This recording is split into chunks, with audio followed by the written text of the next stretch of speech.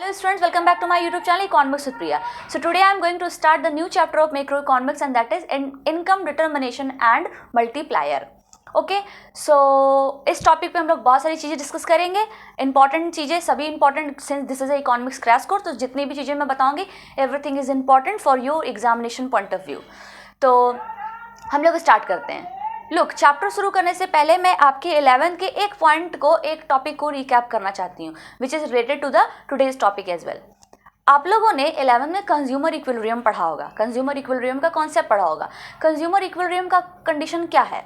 Look, consumer equilibrium के position में तब आता है जब उसने जिस भी प्रोडक्ट को खरीदने के लिए जितने भी पैसे खर्च किए हैं वो पैसा, मतलब जितने भी रुपीस उसने खर्च किए हैं वो रुपीस उस प्रोडक्ट से मिलने वाली मार्जिनल यूटिलिटी के इक्वल हो जाए. Suppose I have purchase this marker with 50 rupees और 30 रुपीज़ वॉट एवर. मान लो 50 रुपीज़ का मैं ये मार्कर खरीद रही हूँ, तो अगर इससे वाली मार्जिनल यूटिलिटी भी 50 रुपीज़ के इक्वल है, यानी कि price of this marker is equals to the marginal utility of this marker, then I can say I am in a equilibrium position. तब मैं कह सकती हूँ कि मैं किस पोजीशन पे हूँ?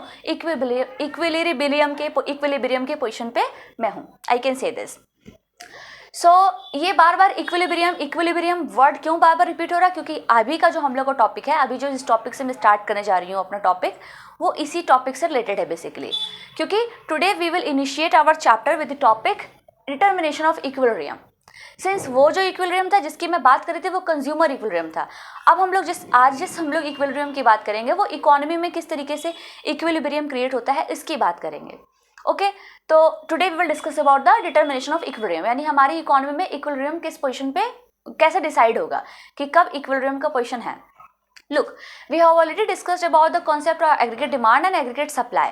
अगर इक्विलिब्रियम का पोजीशन हमको पता ना रहे, कहने का सेंस है कि we should know about the ending point. हमको एक पॉइंट के बारे में पता रहना चाहिए कि कहाँ तक एग्रीगेट डिमांड होगा, कहाँ तक एग्रीगेट सप्लाई होगा.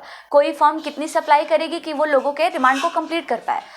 कोशिश सारे फर्म्स की यही रहेगी कि ना तो वो डिमांड से कम सप्लाई करे, ना तो डिमांड से ज़्यादा सप्लाई करे. क्योंकि डिमांड से कम सप्लाई करेगी तो वो इकोनॉमी के लिए अच्छी बात नहीं है, और डिमांड से ज़्यादा सप्लाई करेगी तो भी वो इकोनॉमी के लिए अच्छी बात नहीं है. तो in both of the cases जो भी होगा वो हमारी इकोनॉमी के लिए अच्छा नहीं रहेगा. So we will go for the equilibrium position. हम कोशिश करते हैं कि हम इक्विलिब्रियम के पोजीशन पे आ जाएं.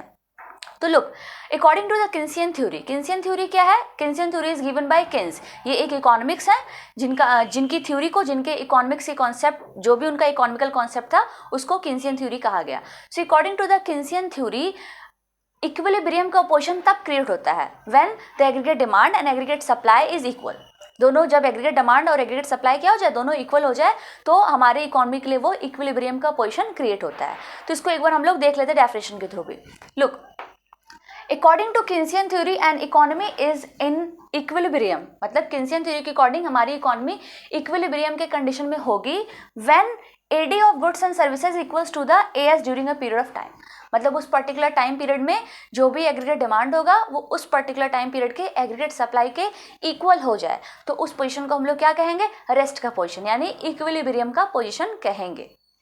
तो यानी कि our condition for getting equilibrium is aggregate demand is equals to aggregate supply.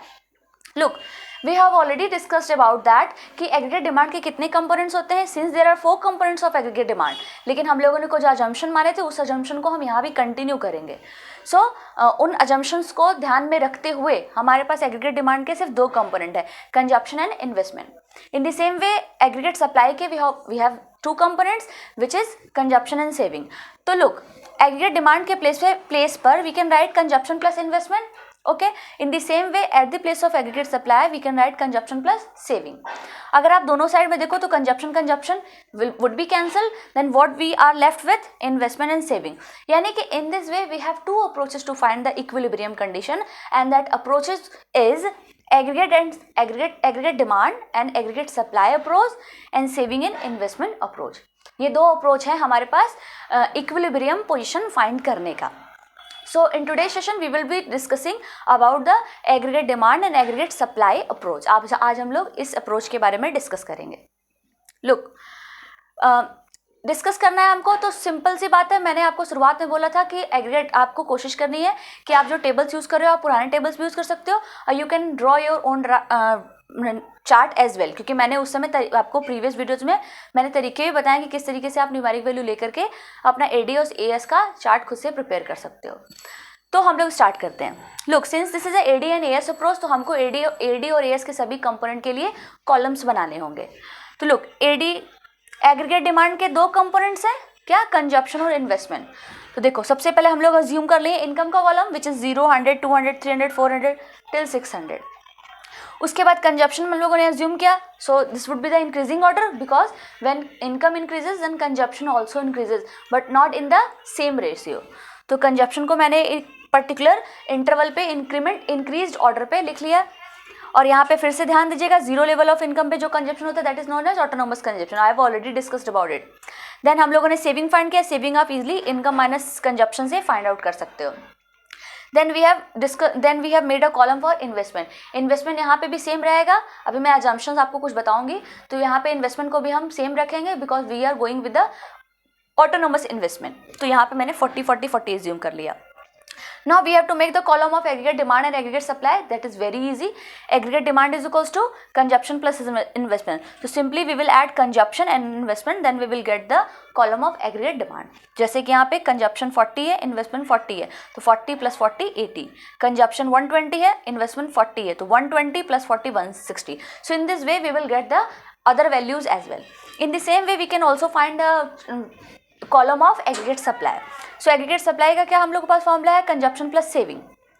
Consumption is 40 and saving is -40. So 40 plus -40. So plus and minus will become minus. In this way 40 - 40 will become 0.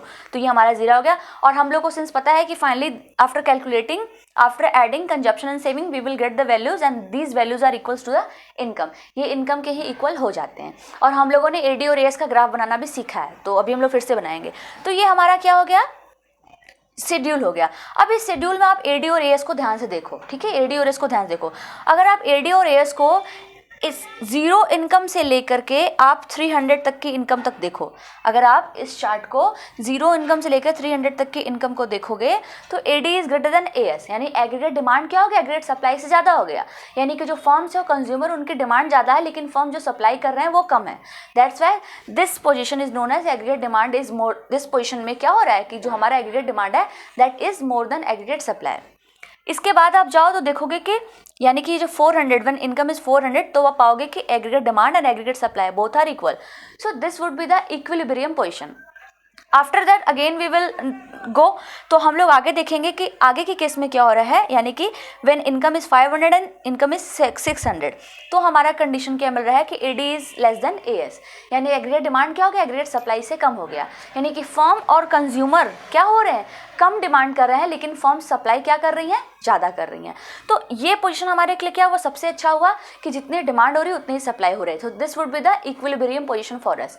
So this is the explanation of AD and AS approach through the schedule. अब इसी schedule को हम लोग क्या करेंगे, chart graph के through समझेंगे कि कैसे इक्विलिब्रियम का पोजीशन गेन करते हैं हम। लुक, हाँ, कुछ अजम्पशन वही देखो, अजम्पशन मैंने यहाँ लिख दिए हैं लेकिन ये अजम्पशन वही सेम है जो मैंने एग्रीगेट डिमांड और एग्रीगेट सप्लाई को जो मैंने समझाया था। तो कुछ अजम्पशंस हम लोगों ने माने थे। एक बार मैं रिकैप कर देती हूँ। आपको ध्यान होगा कि मैंने बोला था कि सिंस वी हैव एग्रीगेट जो डिमांड है उसके 4 कंपोनेंट होते हैं लेकिन हम सिर्फ 2 ही कंपोनेंट को मानेंगे। क्यों? क्योंकि हम फॉरेन सेक्टर और गवर्नमेंट को नहीं इंक्लूड कर रहे हैं, उनको हम नहीं मान रहे हैं, उनको मतलब मान के नहीं चल रहे हैं, तो इसलिए उनको हम नहीं लेंगे। इसी तरीके से मैंने ये भी बोला था कि जो भी इन्वेस्टमेंट हम लोग लेंगे that would be autonomous investment. And what is autonomous investment which is not influenced by the level of income. तो यहाँ पे भी वही सेम चीज है। और one more extra thing is that कि यहाँ पे जिस इक्विलिब्रियम लेवल की हम बात कर रहे हैं that is for short run equilibrium position. यहाँ पे जो भी हम बात करेंगे वो शॉर्ट रन इक्विलिब्रियम होगा। लॉन्ग रन, शॉर्ट रन होते हैं ना दो इकोनॉमी के पॉइंट ऑफ व्यू से, तो हम लोग यहाँ पे शॉर्ट रन इक्विलिब्रियम लेवल की बात करेंगे। So assumption is the same which we have assumed in previous videos as well. So अब इसी जो हमारा ये चार्ट है, इसी चार्ट को हम लोग ग्राफ के थ्रू समझने की कोशिश करेंगे। Look, as we all know that, मैंने प्रीवियस वीडियो में बताया है, नहीं देखे हैं आप लोग तो प्रीवियस वीडियोस को देखें, तब अच्छे से समझ में आएगा। आप लोग को ध्यान होगा कि एग्रीगेट सप्लाई जो कर्व था वो हम लोग का इस तरीके का कर्व था, 45 डिग्री पे था। Why? Because income and AS is equal in each level. दोनों हर एक लेवल पे क्या होता है, देखो यहाँ पे है ना इक्वल, एएस और इनकम दोनों क्या है, इक्वल है। तो दैट्स वाई जो हमारा एएस का कर्व था वो इस तरीके से 45 डिग्री के एंगल पे बना था। इसी तरीके से हम एडी की बात करें तो सिंस देखो एडी का है at the zero level of income, AD आपका 80, यानी कि जाहिर सी बात है कि, और हम लोग बना भी चुके हैं, हमारा जो एडी का कर्व वो किस तरीके का बनता है, इस तरीके का बनता है। ये हो गया आपका एग्रीगेट डिमांड, ये बन गया। तो देखो अब ध्यान से मेरी बात समझना, ये एग्रीगेट डिमांड होगा और एग्रीगेट सप्लाई होगा, और मैंने क्या बोला, इक्विलिब्रियम का पोजीशन कब क्रिएट होगा, जब एग्रीगेट डिमांड और एग्रीगेट सप्लाई दोनों क्या हो जाएगा, इक्वल होगा। अगर आप इस पोजीशन पे देखो, इस पोजीशन पे आप देखोगे तो aggregate demand is above the aggregate supply, जो एग्रीगेट डिमांड का कर्व है वो एग्रीगेट सप्लाई के कर्व के ऊपर है। इट शोज कि aggregate demand is more than aggregate supply, जो कि मैंने शेड्यूल के थ्रू भी बताया कि शुरुआत के कुछ पॉइंट्स तक aggregate demand is more than aggregate supply है। तो यहाँ पे भी यही चीज है, यहाँ पे क्या है, ये जो एग्रीगेट डिमांड का कर्व है वो ऊपर है, वो ये नीचे है, यानी aggregate demand is more than aggregate supply. What it shows, ये क्या शो कर रहा है कि फर्म एंड जो कंज्यूमर्स हैं they are demanding more but firms are not supplying as much as they demanding, मतलब जो फर्म है हमारा उतना सप्लाई नहीं करना जितने हमारे कंज्यूमर और फर्म क्या कर रहे हैं, डिमांड कर रहे हैं। So this would be the case which in which we are not getting equilibrium. अगर इस इंटरसेक्शन पॉइंट के बाद की बात करूं मैं, तो इस पॉइंट के बाद आप क्या देख रहे हो कि एग्रीगेट सप्लाई कर्व ऊपर की तरफ है और एग्रीगेट डिमांड कर्व नीचे की तरफ है, यानी कि aggregate demand is less then aggregate supply, जो मैंने यहाँ पे दिखा था, aggregate demand is less then aggregate supply.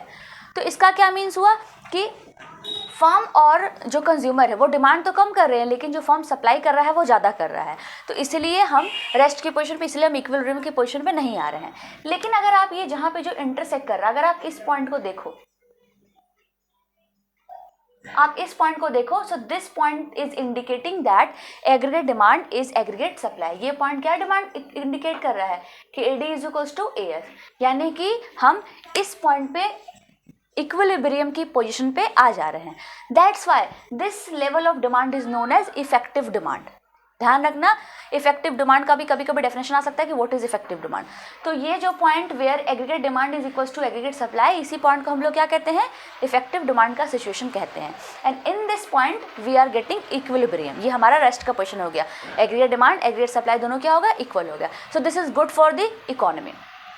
So this is the AD and AS approach of getting equilibrium position. ये हमारा एडी और एएस अप्रोच हो गया, एडी और एएस अप्रोच हो गया इक्विलिब्रियम के डिटर्मिनेशन के लिए। In next session we will be discussing about the saving and investment approach for getting equilibrium position. Okay, so this is all for today, and if you like the video, so don't forget to like, share and subscribe to my YouTube channel, which is Econbooks with Priya. Thank you.